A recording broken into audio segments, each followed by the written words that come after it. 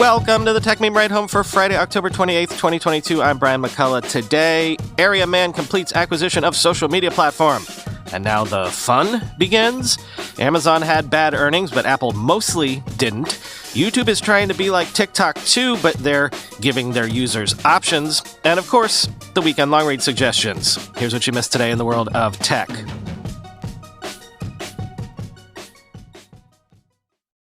It's done. Elon owns Twitter.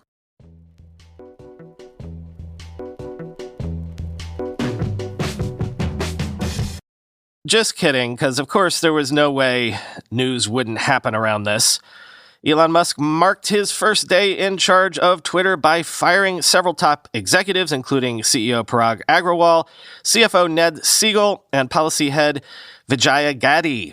Now, before you feel too bad for them, Bloomberg says that Agrawal is eligible to receive around $50 million in sort of a parachute payment, Siegel around $37 million, and Gadde $17 million on their way out the door.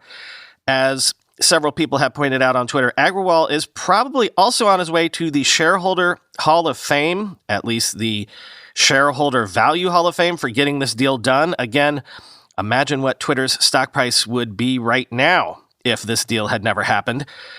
I checked my brokerage account this morning, and it looks like Elon Musk is about to pay me $883.48, which is why I've been holding on to the stock. I just kind of went to the thrill of knowing Elon Musk is paying me. Don't tell him I paid $1,000 for those shares, so I'm down. But hey, the reason Agrawal deserves his place in the Hall of Fame is because around the same time I paid $1,000 to buy some Billy shares, and they are now worth $86.54 all in. So, $883 is better than $86.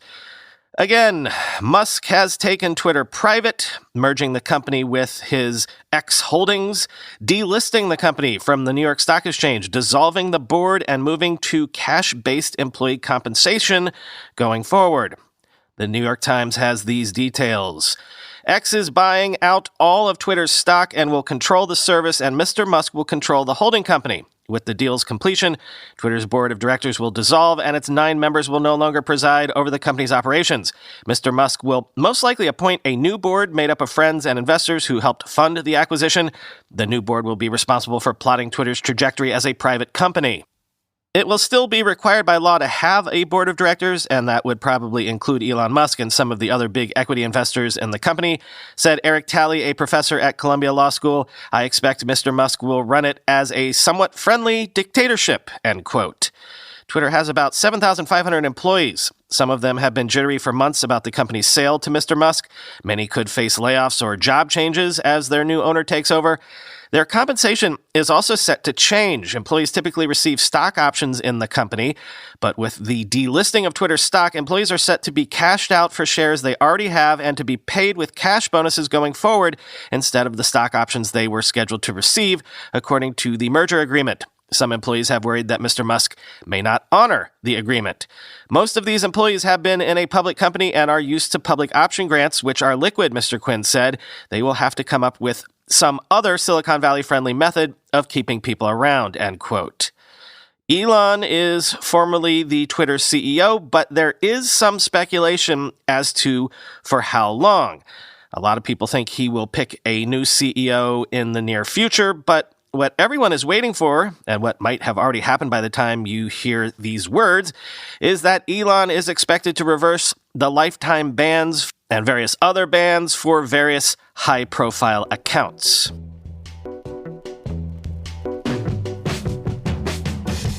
Earnings continue to be bad. Amazon reported Q3 revenue was up 15% year over year. AWS revenue was up 27%, but net income was down 9%. The stock is down 11% this morning on weak Q4 guidance. Amazon was able to say that their advertising business continues to grow by 25%, but I think the story here is that their numbers weren't bad, but their projections going forward are getting pretty scary. AWS's 27% growth rate is the slowest I believe Amazon has ever reported. So is that business maturing, if you will? And their caution about the all-important holiday quarter for their commerce business is also concerning.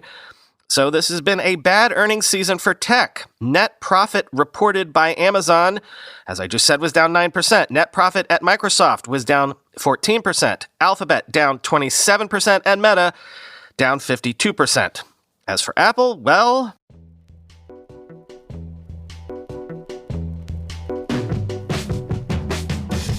Apple reported record Q4 revenue, up 8% year over year to $90.1 billion, and net income, as we were just talking about, up 1% year over year to $20.7 billion. So net revenue was up, not down, but only just barely, sort of break even. Apple did have to project some caution going forward, saying they expected revenue growth to fall below 8% next quarter, and iPhone sales were a bit under analysts' expectations. But given what I said at the end of the last segment, Apple definitely feels like a bit of a safe haven inside broader tech at the moment. One thing to note, Apple reported a record $11.5 billion in Mac revenue for Q4, up 25% year over year, and set a quarterly record for upgraders. That was their term for it, but also said they expect a year-over-year decline for Mac revenue in Q1 of 2023. People were all over the place talking about this. iPad revenue has been down, so is the Mac eating into those iPad sales? But, say it quietly with me, what if this year's Mac sales have always and only been about having usable laptops again? Sure, the Apple Silicon chips, the Macs with ports again, but also the Macs with usable keyboards at long last. I personally think there were a lot of us holding back on upgrading our Macs until Apple made them, user-friendly again.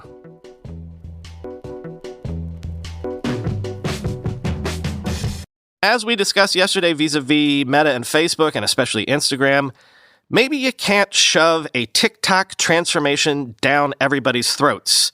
Responding to user feedback, YouTube has split video content into 3 tabs on channel pages. The tabs will be videos, shorts, and live, quoting TechCrunch. The changes will allow users to more easily access the types of YouTube videos they want to watch, a move YouTube says it made based on user feedback. In an announcement, the company said it heard from many viewers that they wanted to be able to navigate to the kinds of content they were most interested in when exploring a creator's channel page, leading to this makeover. The update also means that shorts, content, and live streams will no longer be found in the main videos tab on the channel page, something that could appeal to longtime YouTube viewers who haven't appreciated the infiltration of YouTube's short-form content into their favorite channels' video feeds in recent months. However, for those who do like watching shorts, the redesign gives YouTube a way to direct them to more short-form videos, end quote.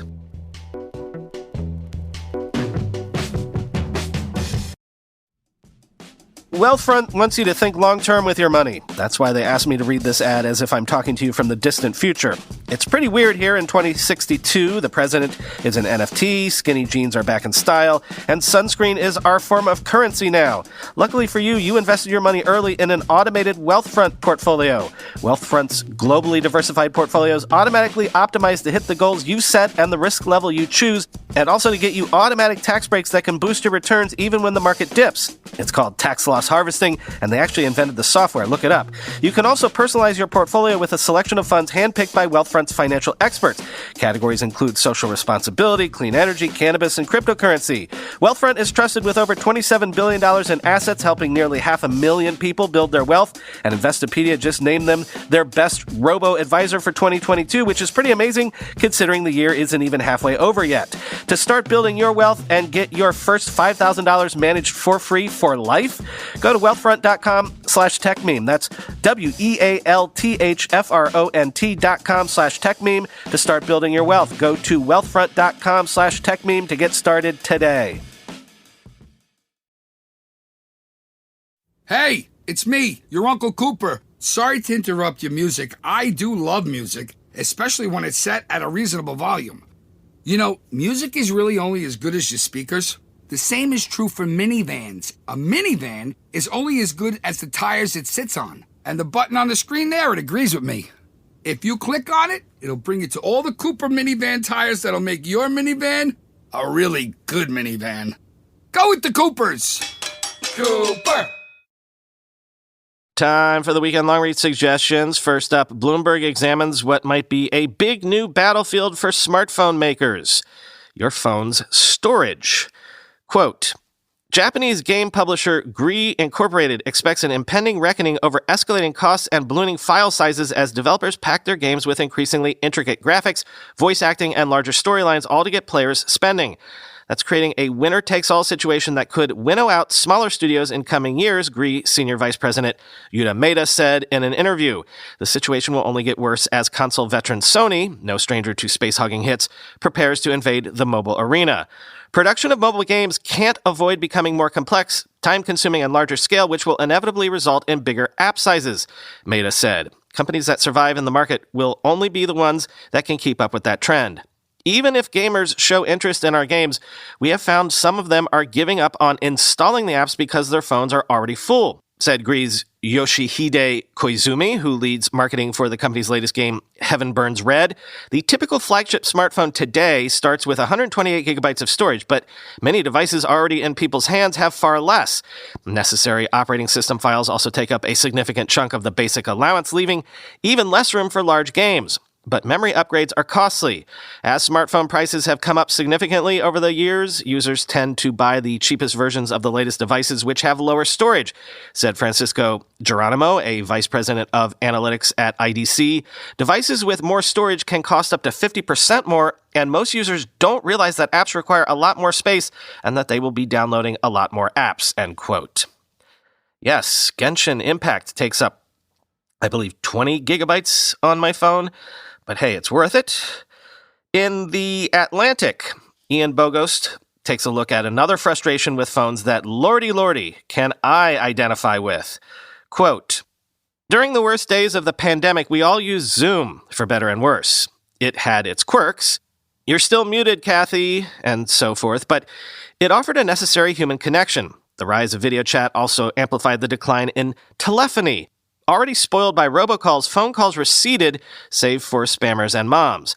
Then we got zoomed out and became desperate for phone calls again. The telephone is back, and thank goodness, but something seems to have broken in the interim. In my experience, it's no longer possible to answer the phone successfully. Instead, it's a lot of this. Hello? Wait, hello? Can you hear me? Okay, hold on. Okay, just a second. I have to get my earphones to connect. Damn it! Okay, never mind. I'll just hold it up to my head. Hi, sorry about that. The reasons for this are many. Often it's the wireless earbuds, which won't reconnect or are connected to the wrong device. Sometimes it's the connection to the car speakers via CarPlay or Android Auto.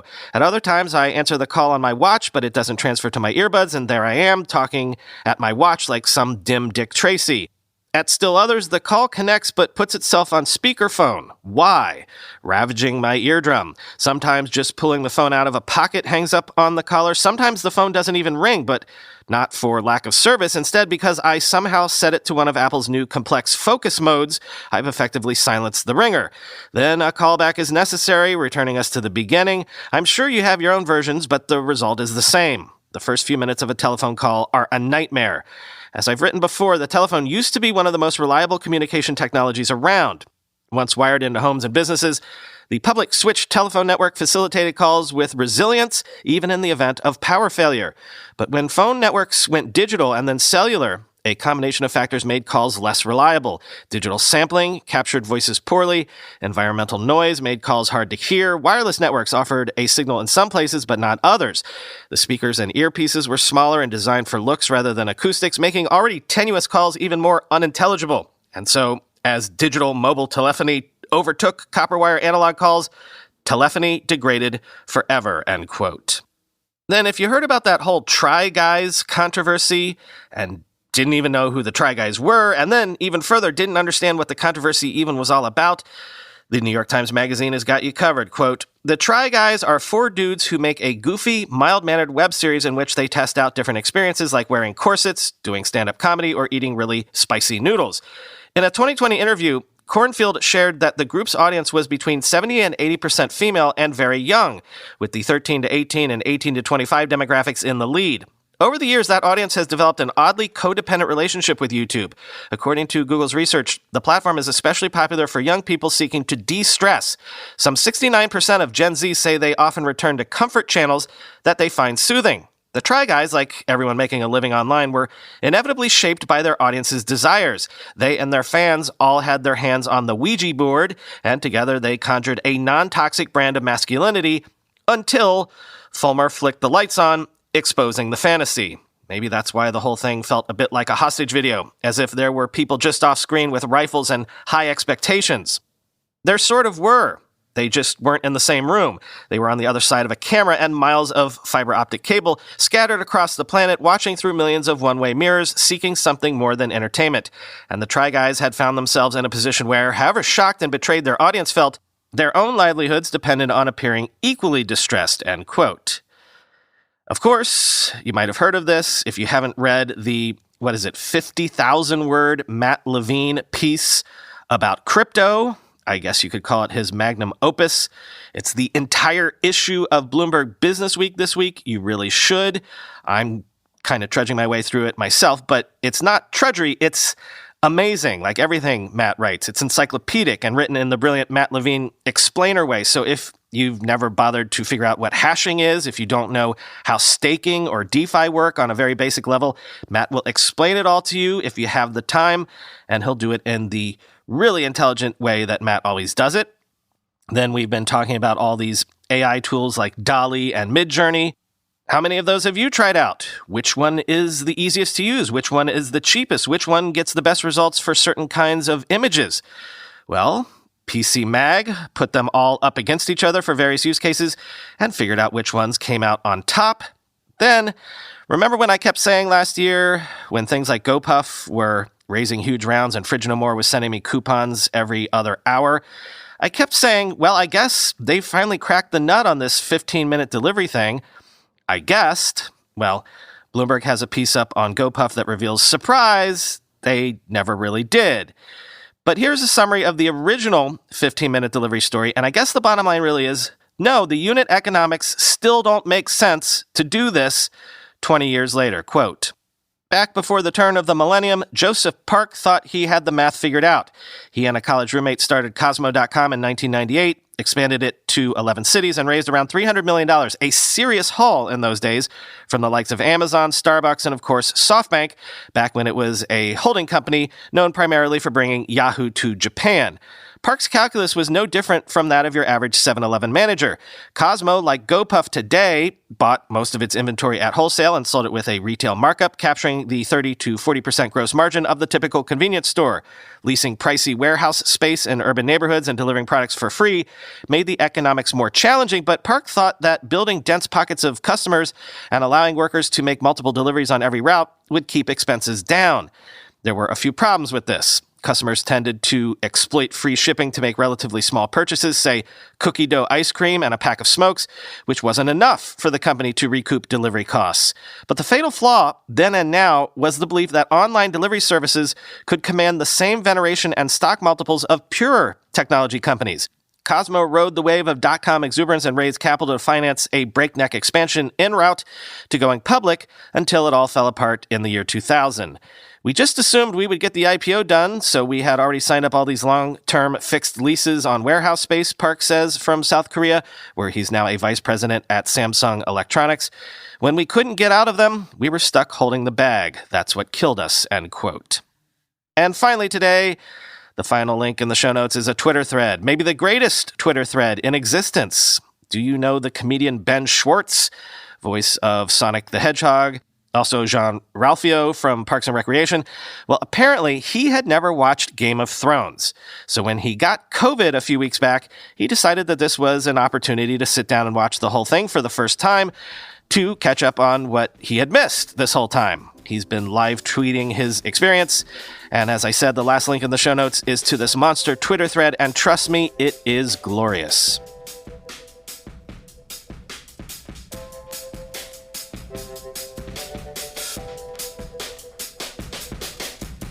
So this weekend, we've got a portfolio profile episode coming your way. Maybe one of the most expansive investments the Ride Home Fund has made yet. In this week of Elon buying Twitter, I'll introduce you to Readocracy, a startup that aims to do nothing short of making the internet itself better, to fulfill the original promise of the internet along the way, which is helping people learn, helping people get smarter, helping humanity get smarter. It's all about popping our bias bubbles. It's about combating misinformation. It's about challenging the expensive and exclusive monopoly of higher education. It wants to do all the things. If you want to hear how it wants to do this, listen up for a fascinating entrepreneurial story. And this is another one where, hey, investors, listen up. If you want to invest in this alongside me, the round is still open for a limited time. So enjoy that. Talk to you on Monday.